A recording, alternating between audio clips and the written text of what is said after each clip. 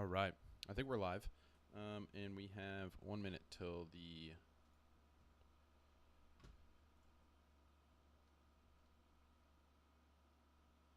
Q&A.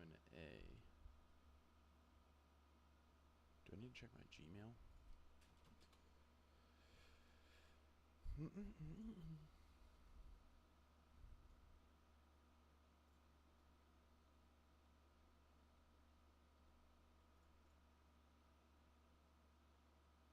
Count. Cool, so we're good.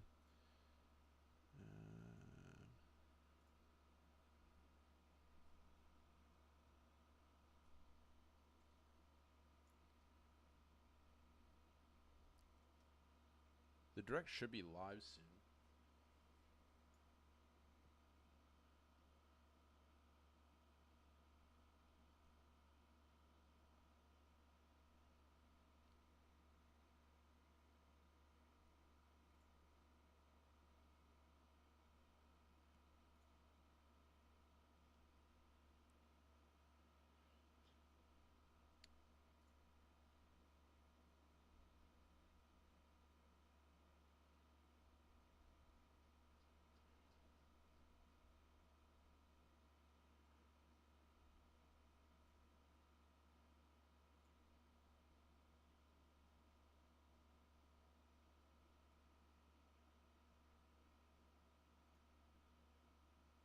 Access to the Q&A channel. Freakers.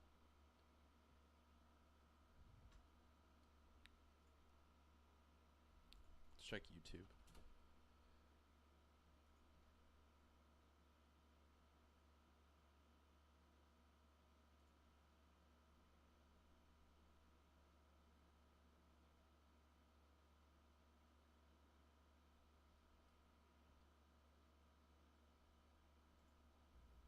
Let's check this guy out. No answer yet. I'm not missing it, right? All right, It's this not is Starfield somewhere signal. else We might in just here. watch this.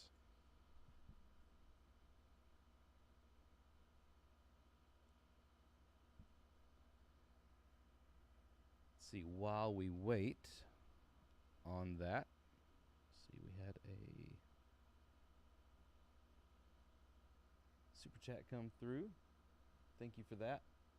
Love what you've done with the channel so far, said Sergeant Bizarro.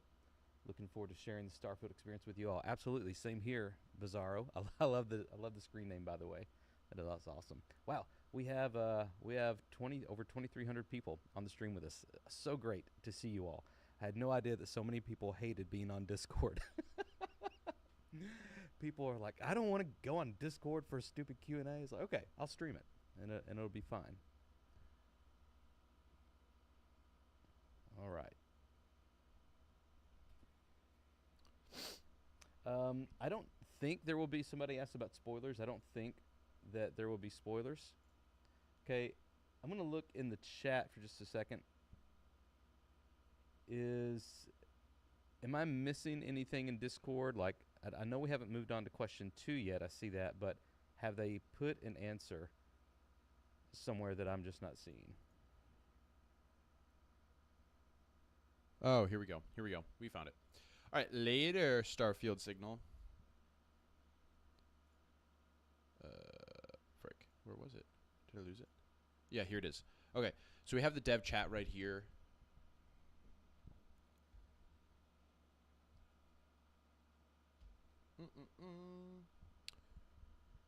Question 1, can we buy houses or properties in main cities? Asked by... I wish this was a video. Coming soon.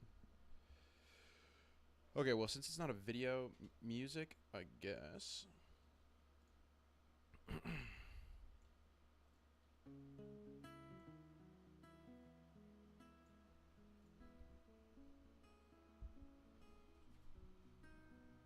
Stay on my cell phone, trying to block you out. Wonder why you still here, get out of my house. Keep touching on me, I'm a lot of rounds. Guess I go one more, only if you bounce. I don't mean to be rude, I'm just being honest. You asked for the truth, I can't make a promise. But you don't wanna stop this, love is the rules, can't find one true. It's getting late, I Oh, here we go. Here we go. Mr. Will Shen is typing. Let's see what he has to say.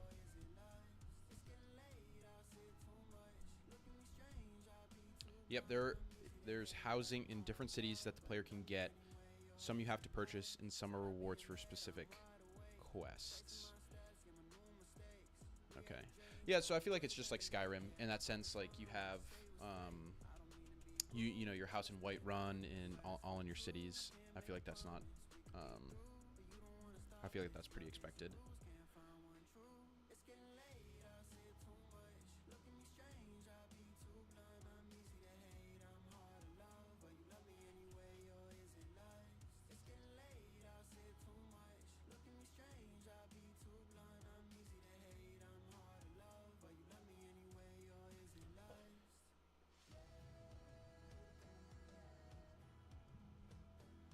I'm curious what question 2 is going to be coming soon.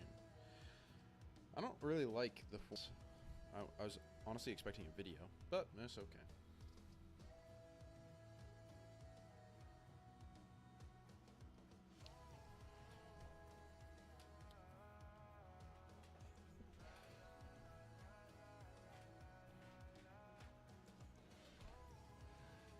I have a pen somewhere. I kind of want to write these down.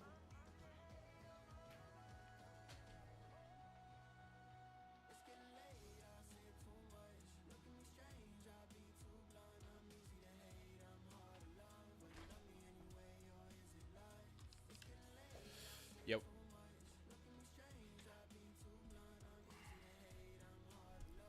This is the slowest format of a Q&A I've ever seen in my life.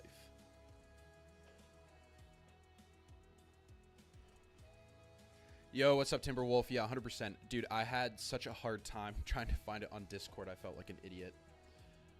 How are you doing, though? Are you excited for the game? Big Bethesda fan?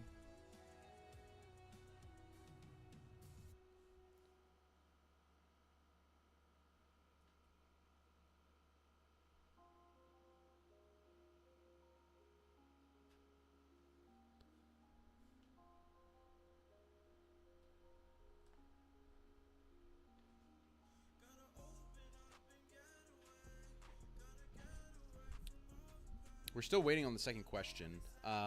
First question, high key, mid. Not very entertaining. We have how many questions? 16 questions. I don't know how many else.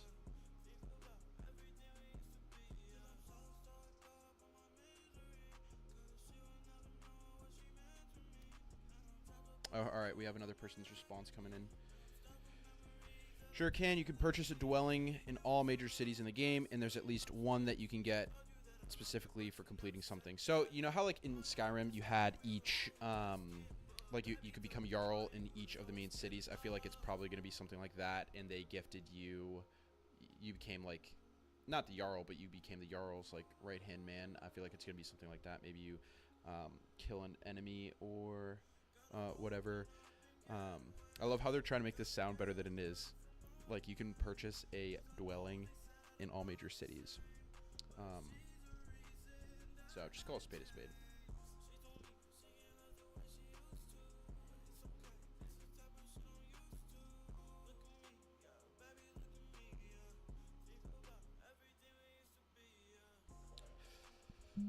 Question 2. I wonder how many times they can reaffirm the same answer. Yeah, you can buy houses. Oh, here we go. Question 2. If we get the kids stuff trait, will our parents be generated based on our character's look, or are their standard parents put in place? What benefits might there be? Interesting question. I'm not too familiar with the kids stuff trait. I'm curious if they'll add.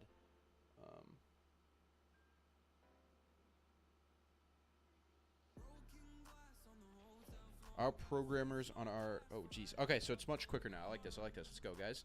Our programmers on our new face tech were excited to make a function that could try to match your custom face and then create the two parents so they are based on what your character looks like. Although the specific math involved is a bit beyond me. We had similar tech in our previous games. Yes, totally. Just as we did in Fallout 3 with your dad and Fallout 4 with your son. In Starfield, if you take the kid stuff trait, your parents are based off you. No spoilers, but I think fans will really appreciate the actors we got to play those roles, and they just get so into it. It's awesome. Oh, and yeah, you can get stuff. Okay, so they're being a little cryptic here. So pretty much what they're saying is that your parents are just going to look like the character that you design, which is pretty sick.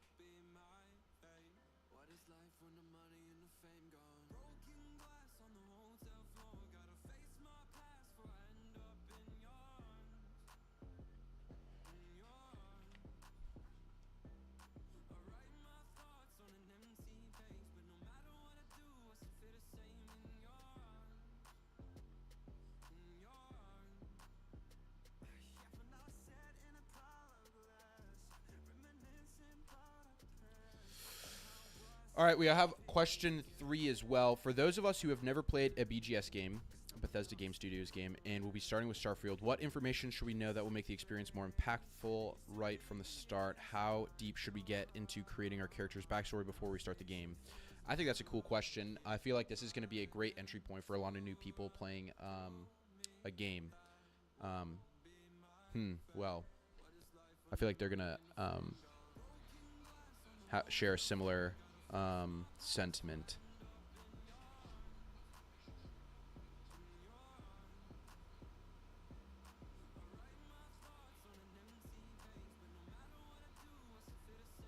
We always make our games for fans, both old and new, so you can jump into it without ever having played a Bethesda title before. Well, we do start you off in the same spot. What happened to you before the game that starts is totally up to you in your head canon.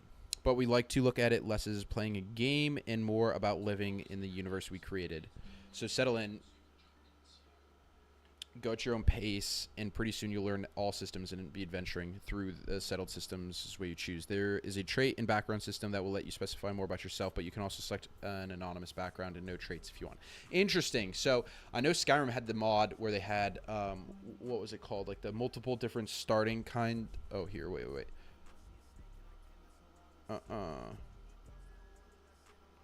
Yeah. So I think you're going to be able to choose what background you have. And so I don't think it's going to be too difficult for new people to get into. I feel like they're going to hold your hand pretty steadily.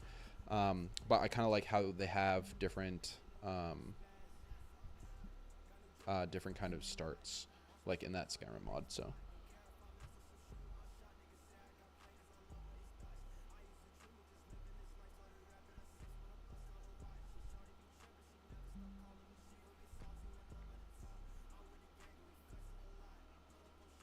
Okay, we have 4. How will the smuggling cargo system work? Can we hide it somewhere on the ship and sell it for more currency later?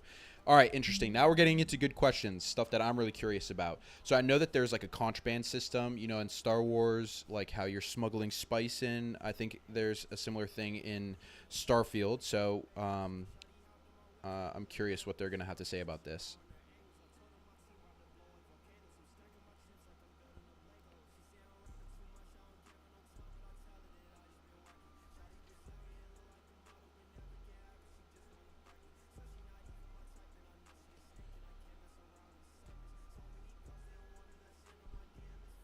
Waiting on the answer. I like this.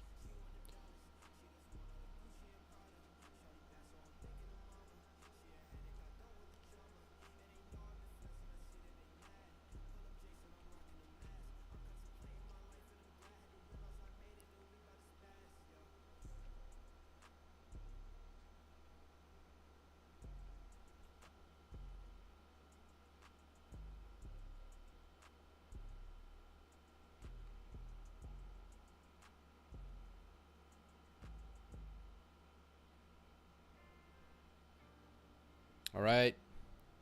Oh, wait. We still have a... He's typing in question 3. Oh, they're both still typing in question 3. This is so disorganized. Let's go USA. USA.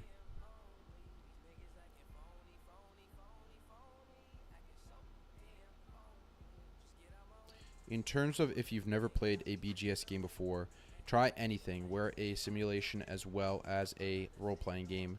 So we try to support the player doing what they want as much as we can.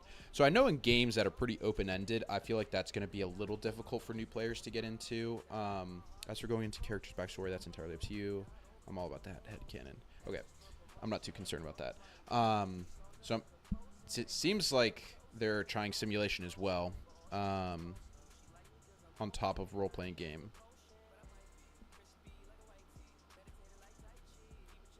For example, my latest character is a working schlub named Mitch Dombrowski. Mitch Dombrowski. He's a husky, good-natured space trucker, and while he'll do whatever he needs to defend himself, he'll never shoot first.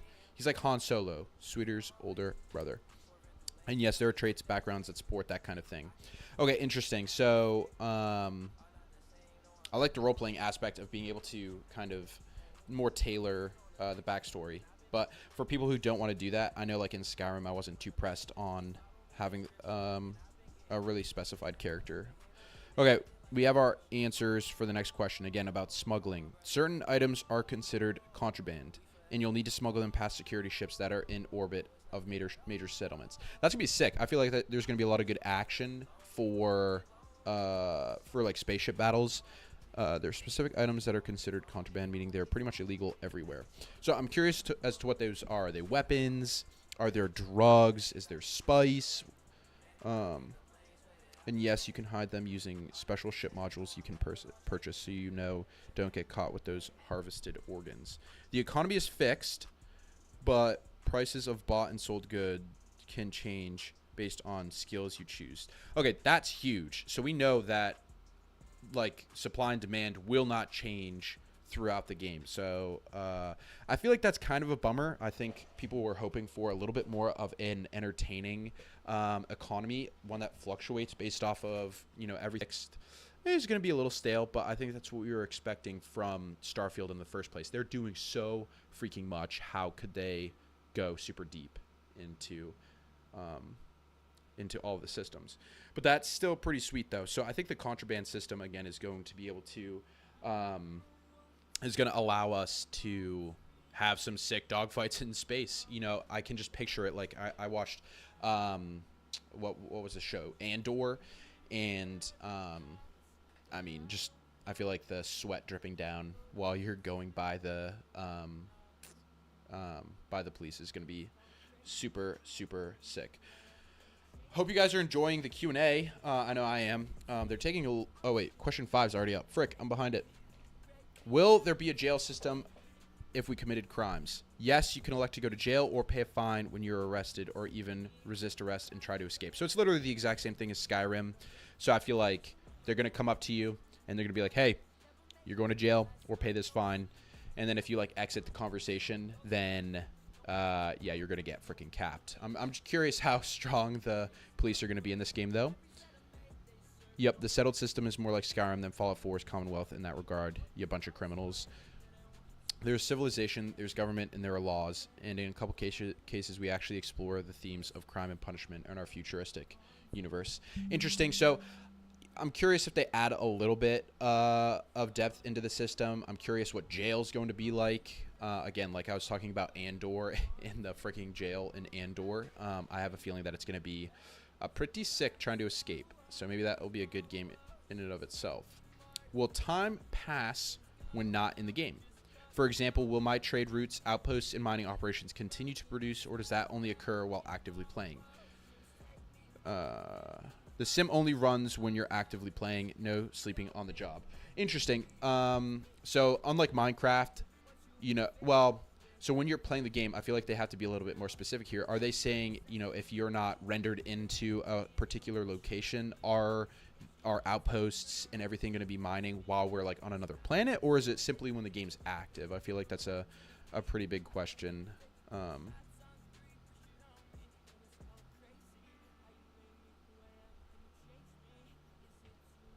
I don't know. What do you guys think?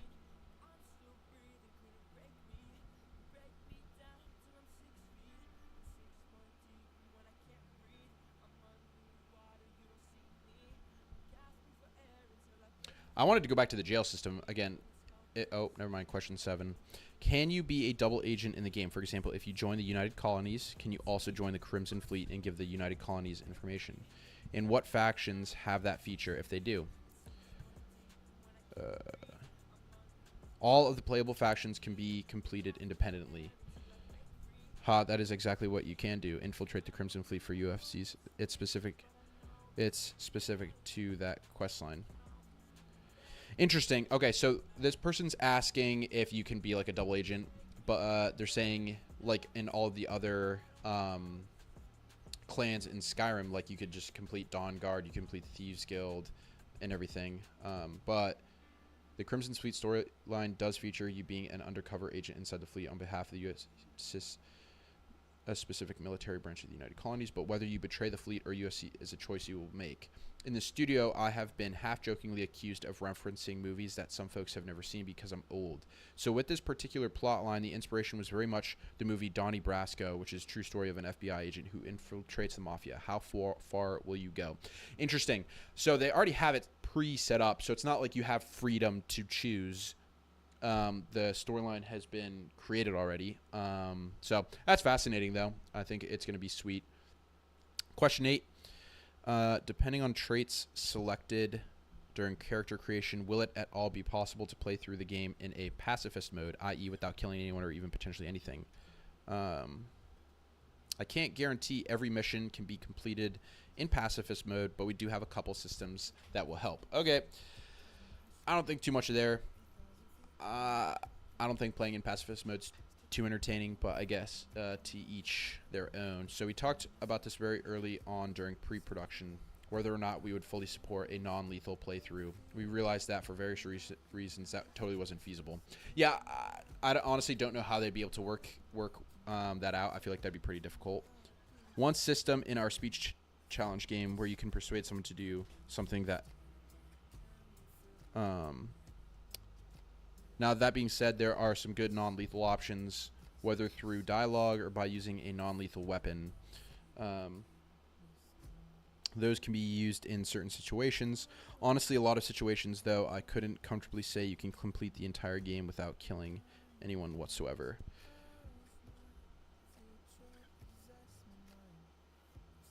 Interesting. So, I feel like speech, just like in Skyrim, I hope they expand on it a little bit.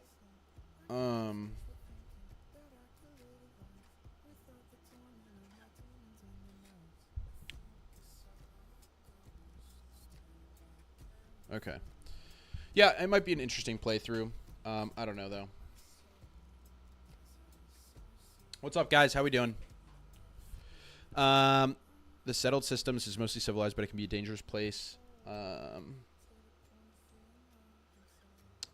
Speech challenge game is added in specific scripted moments, and we try to add one into most quests where important characters confront you. Yeah, so like I said, I think speech is going to be built on a lot so that, you know, in a lot of cases, you're going to be able to talk yourself out of situations. Yeah, who knows how that system will work, but maybe exciting.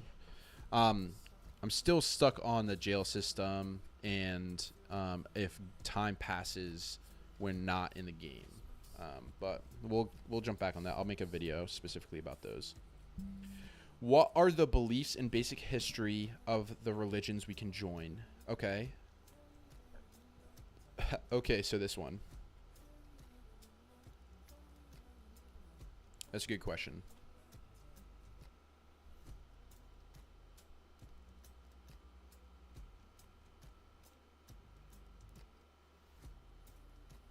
Yeah.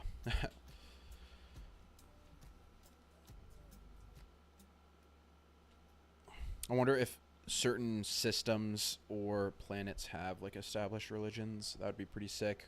Potentially good room for some controversy with like a Crusades type ish.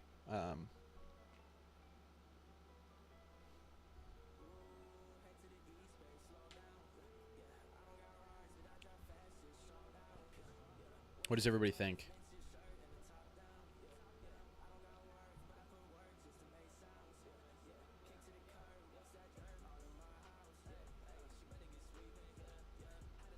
Existing IRL religions are part of the Starfield universe. Interesting. With folks of all religions and denominations out there, but we don't really focus on them. Instead, we highlight 3 new ones specific to the game.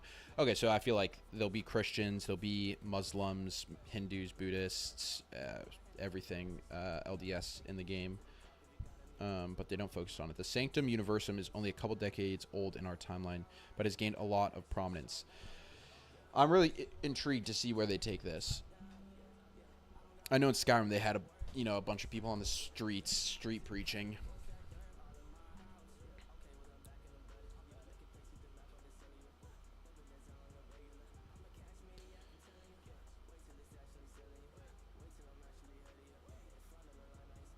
They believe that God is out there somewhere in the universe, and that humanity's ability to travel to the stars brings us closer to God. Okay, so kind of like a Hinduist kind of thing, like all is one.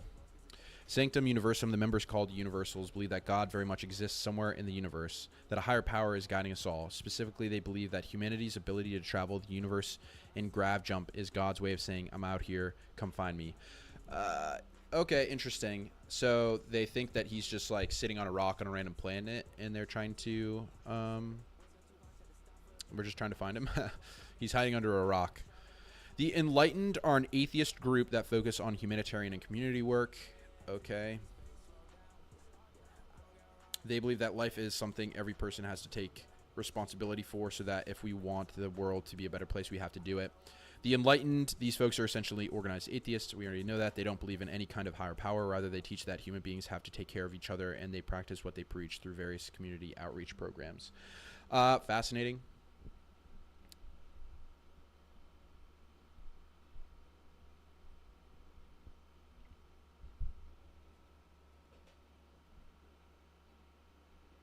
House Varun. I don't know how to pronounce that.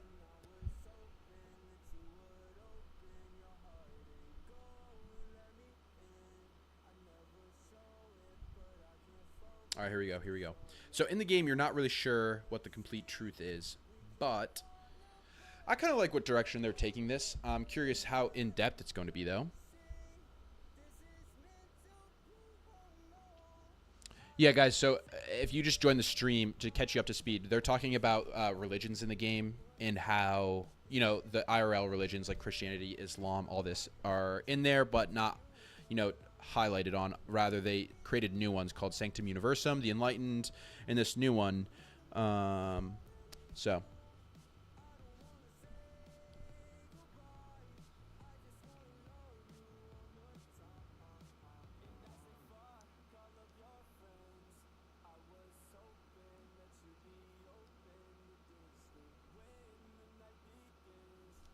I want more information. Question 10's already stopping. All right. The gossip among the guards is this. A colony ship sets off for a new world, making grav jumps along the way. After one of the grav jumps, one of the passengers claims he spent that time commuting with a celestial entity known as the Great Serpent. What was a few seconds for everyone else was much longer for him. And he brought back a mandate which is basically get on board and or be devoured when the Great Serpent encircles the universe. Is it true? I ain't saying. All right, interesting. This is fascinating. So we're getting into a little bit of interstellar type time stuff with like general relativity, that everything is relative to you. I like how they have the little bit of the backstories for the religion. So in the game, you sometimes face off against House Rome Zealots as an enemy group, and that's their motivation. Okay, so that's kind of cool. So we're going to be having to deal with some of the people who are... I don't know, a little bit more, like they say, zealots. I recently got into House Room logo tattooed on my wrist, so yeah, I dig them. That's pretty sick. That's going to be, I think, make for some cool stories. I like how they have, like, the three different styles of religions, I guess. So you have, I feel like your classic monotheistic, kind of, that God's out there. That's up for debate, but... We'll get into that in a video probably. Okay, how many companions total will be able to recruit? There are over 20 main characters who can join your crew. Over 20 total, and we've really focused on the members of Constellation. 4 of them are from Constellation and have the most story and interaction with the player, but all of the named characters have their own backgrounds and can follow you around and carry your stuff. super big that they can carry your stuff. When we first began Starfield pre-production, we looked back at our previous games and realized how popular and effective the companions were, so they were a big priority for us, and we really wanted to tie them directly to the main quests. There are some really big moments with them specifically. That's awesome. I think that's going to give us some big rooms for stories, hopefully some plot twists, maybe some backstabbing. I think that'd be pretty dope if we had a person on our crew that, you know, went a little AWOL. That's pretty sweet, though. 20. That's pretty sick. I wonder if we can leave them at our outposts. I don't know. I should also mention that our companion voice cast is amazing. We haven't released the list yet, but you can be sure there are a lot of talented actors bringing those characters to life. Same for Constellation in general. That's sweet. I know everybody's main complaint with Skyrim and other BGS games is the fact that their voice acting is pretty garbage.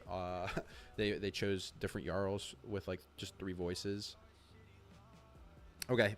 Next question along the same vein. When we assign crew members to work at outposts, do we have to pay them salaries?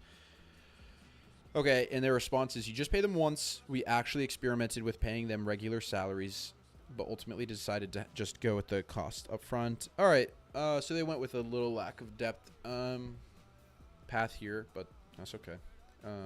So I feel like it's just like in Skyrim, you pay 15 gold for them to just follow you. So again, I feel like there's a lack of depth there that they could have got on, but yeah, one-time payment that you can use the speech challenge game to negotiate over. Some traits also affect the cost. There's a lot to do in Starfield, and we wanted to minimize what the player had to constantly keep track of. Okay, that's a fair point. I feel like if we had to keep paying salaries, that could be a pain in the butt, but also for like economy's sake, that would be pretty sick. Next question, will our companions be able to level up their perks? Will their perks stack with ours? That's a good question. What is everybody thinking?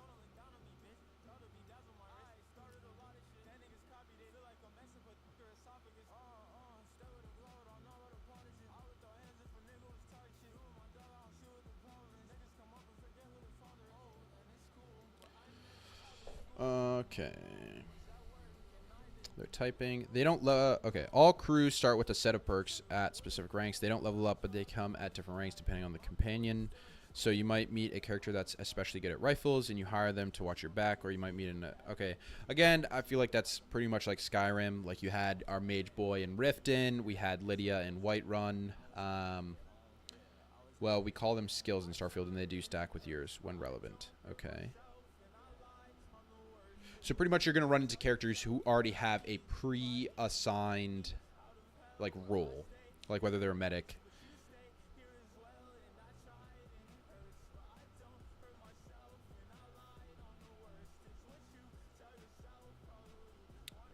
That's fine. I feel like that's fine, though. Some are there for flavor to highlight the companions' backgrounds and interests, but you'll really feel the benefit of the ship and combat-related ones. Getting a boost to your shields or seeing your companion laying down fire with a weapon they're proficient in and pretty sweet moments. I think what we're learning from these questions is that there's a lot of different systems in Starfield, which is great. I think it's just the balance of how deep we go in some.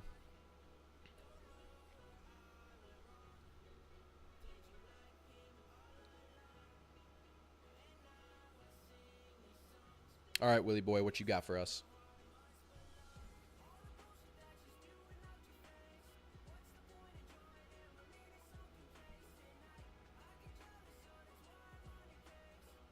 My girlfriend just texted me. I wonder if she's watching.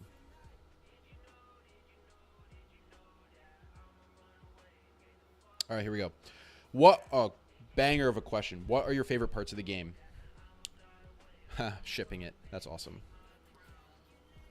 Okay, I'm curious what they say.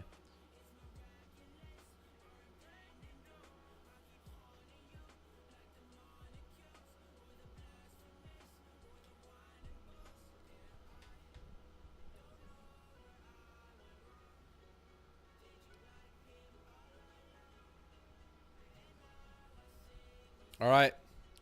Is it a meal? I don't know. Let's hear what they have to say.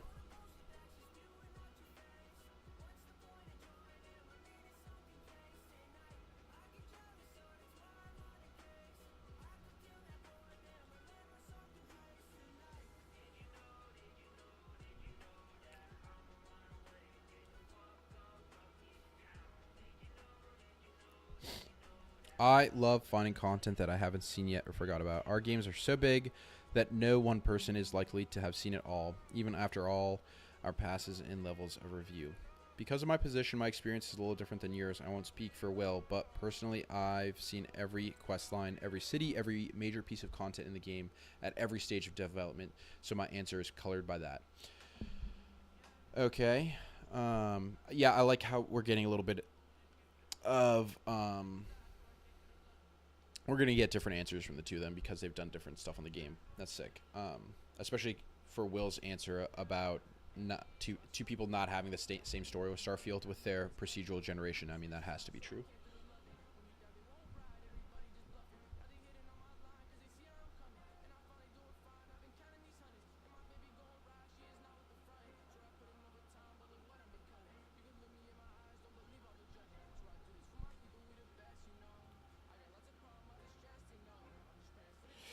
All right, here we go.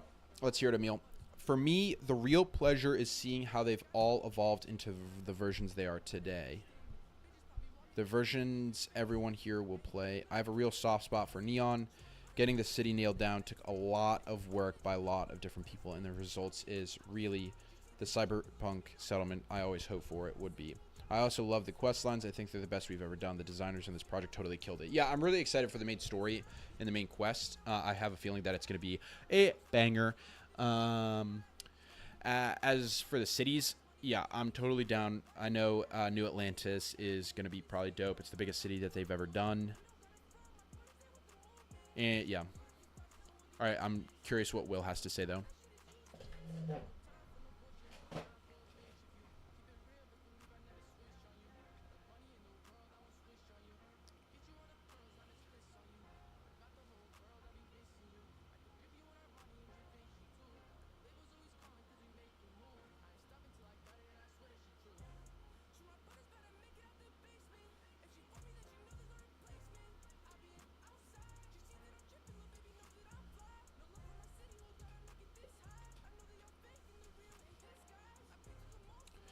Will's got a long answer.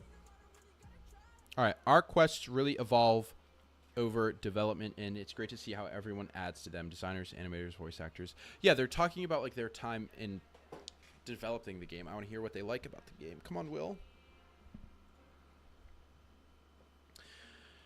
Oh, this is great. What books or movies had a big influence on some of the quests? I'm a history nerd, she says, or he says. So I actually listen to a lot of podcasts like Hardcore History and the History of Rome. Well, I'm a child of the late 70s and 80s.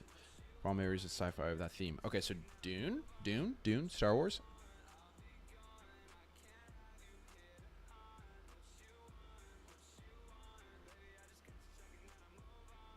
While our game is science fiction, I like how historians can tell you about how human beings react to extreme circumstances like war, famine, and technological breakthroughs, and you can imagine how we'd react to similar circumstances in a fictional setting, just at a grander scale. Okay, Star Wars, OG Battlestar Galactica, Space 1999, Buck Rogers, Batter Beyond the Stars, Ice Pirates, and let's not forget the classic, that is Metal Storm, The Destruction of Jard Sin. I think I actually saw that one in 3D, but also much headier sci-fi stuff like the writings of Arthur C. Clarke and Robert Heinlein, or films like Contact, Interstellar, 2001: A Space Odyssey, and Event Horizon. Okay, I like the in all of these examples you realize that outer space is two things: a source of mystery and wonder, and sometimes a terror, and a giant blank page on which you can write a story. And we have written a lot of very different stories in Starfield. Okay, I like to see the inspiration. That's cool. I'm curious how we'll see that play out.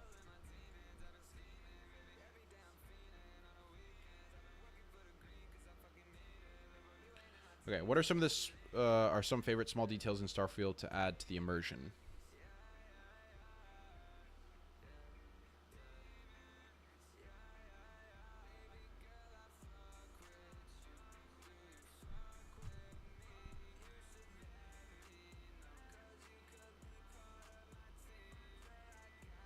All right, only one more question left.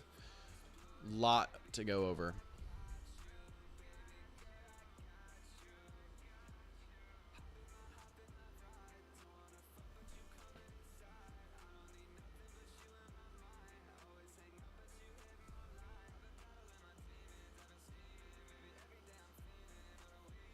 All right, here we go. I think what I really love is that although humans are living in space and our aesthetic is very much NASA punk, this is a very lived-in universe, and you can see it everywhere. I'm curious how that's going to come into play with the procedural generation, like the fact that it's lived in. Okay, Will says, I look really closely at all our outfits. You can see seams, materials, especially on the spacesuits. Constellation members have patches on their spacesuits, and they're tied to what they have. Okay.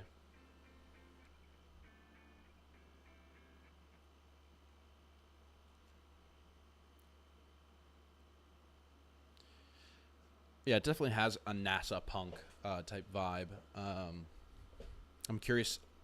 I know. Seeing pedestrians and NPCs are a big way to add the immersion factor. I'm curious what the cities will be like. I know, again, New Atlantis is their biggest city. I'm curious how many NPCs are going to be, walking the streets. Looking at all like the Skyrim game, Skyrim. You had a couple villagers, or like, oh wait, hold on. Emil says, everyone loves the sandwiches, but it's the books that are lying around, the notes on bulletin boards, the environmental storytelling that our level designers and world artists are so good at. That's facts. I like seeing in Skyrim all of the different books in bookshelves, but I feel like that's not a lot of buttons. I'm just intrigued to see how many NPCs are roaming the streets in Neon and New Atlantis and everything like that. So I'm a slow typer and somewhat typo obsessed.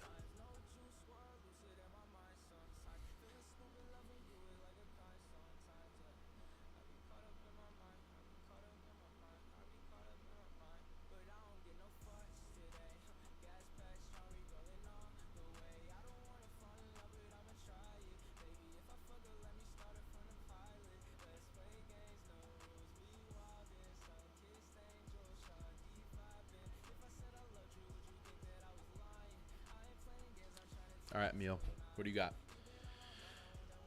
Totally love the work from our voice actors too, in the music and sound effects and clothes. They've been really hyping up the voice actors, so I'm curious. I'm curious how that's going to be. I'm curious if our main character has a voice or not. Buttons, we do love our buttons. Okay, intriguing. They're being a little coy right now. I'm very excited for the music, just based off of what we've heard from all the directs and everything. I think the music is going to be super, super sick. And that's been a big part of, BGS games, is like Skyrim's music. Everybody still listens to that today. Like when I lifted this afternoon, Skyrim, baby.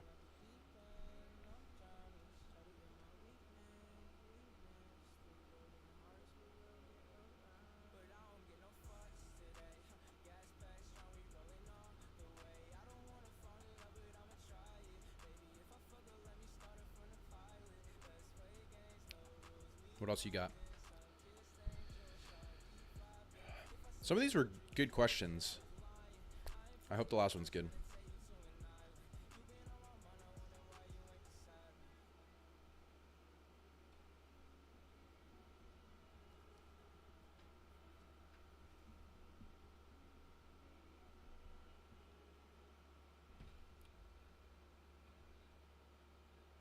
Uh-oh.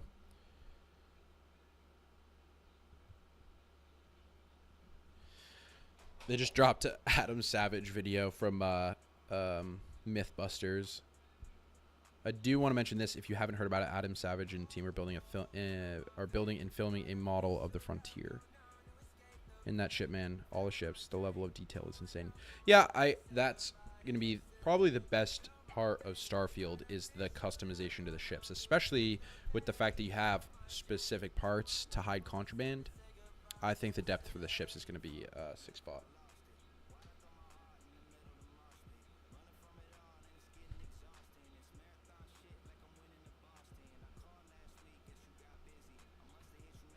All right, I'm a P.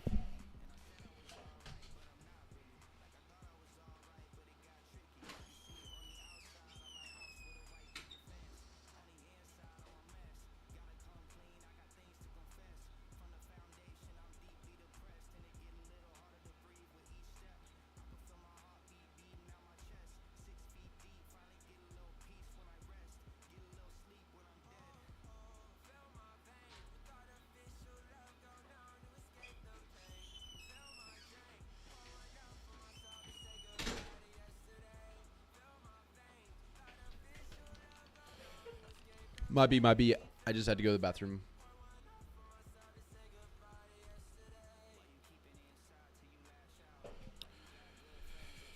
Oh, man. We're waiting on the last question.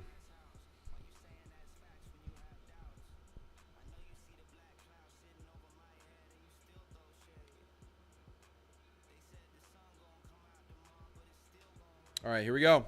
What is the history of the mechs? Good question. Here we go, Emil.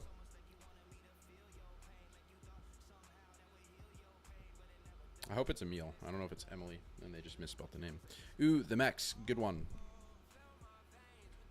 Are these the only questions? 16 questions? Look at everybody in here. Yo, yo, yo, yo, yo.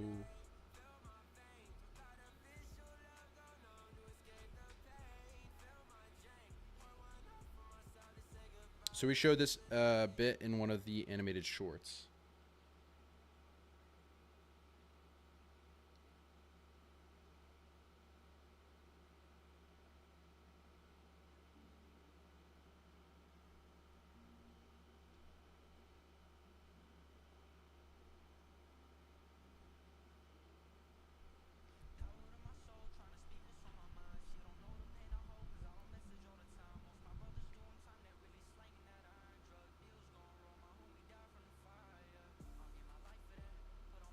All right, the mechs are leftovers from the Colony Wars. Note, it's Colony War, not colon. It's Colony War and not Colony Wars. Singular. Okay. Small little detail there. That's probably going to be significant.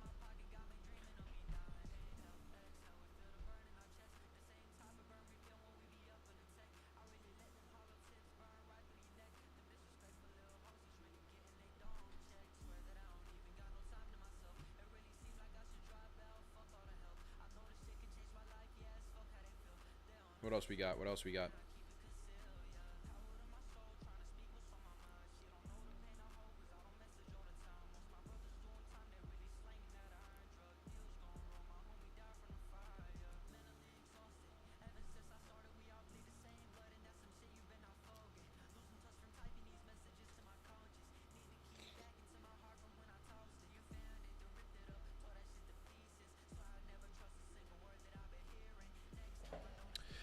What up, guys? So we're talking about the history of the mechs. They're leftover. Oh, here we go. Here we go. Both sides, United Colonies and Free Star Collective, had mechs, but the Free Star Collective really mastered them. The United Colonies had mechs too, but they also relied on the controlled alien beasts from their Xeno Warfare division. Interesting. So I feel like it's going to be like kind of what we have in Star Wars with the prequels, with all of the different droids, and how even after their droids, even into the sequels, you know, all the battle droids from the Clone Wars.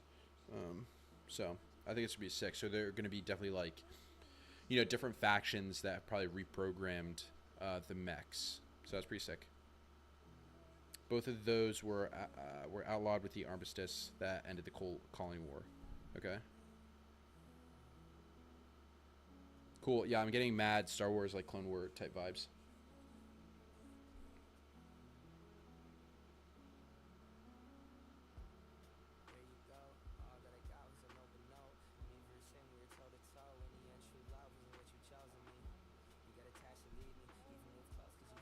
Both of those. Okay, I'm not saying there's an old mech battleground in the game.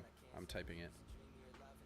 Interesting. I'm not saying there's an old mech battleground in the game. I'm typing it. All right, again, being a little coy. But that was pretty much... That was the last question, I think. I don't think they have any more. There seems to only be 16. Guys, we learned a lot of crucial details about Starfield in this. A couple areas where I think that they are going super deep in, like the story. They were talking a ton about the voice actors and the music. And I think the main story is going to be sick. I think the side quests are going to be sick. I have a feeling that the story is going to be better than it was in Skyrim, which is pretty one-dimensional. Nothing really shocking until Dragonborn, the expansion released. But yeah, I think Starfield, like they said, it's the best story. I hope it is.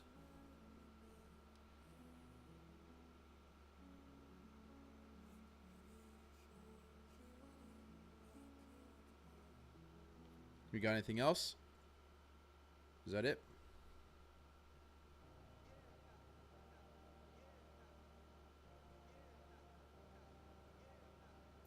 Thank you so much for everything. Thank you. Thank you. Seriously.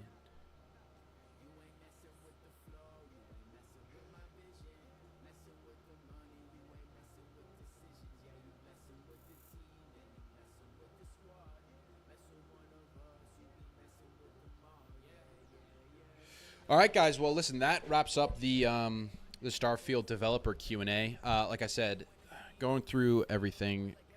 We can buy houses.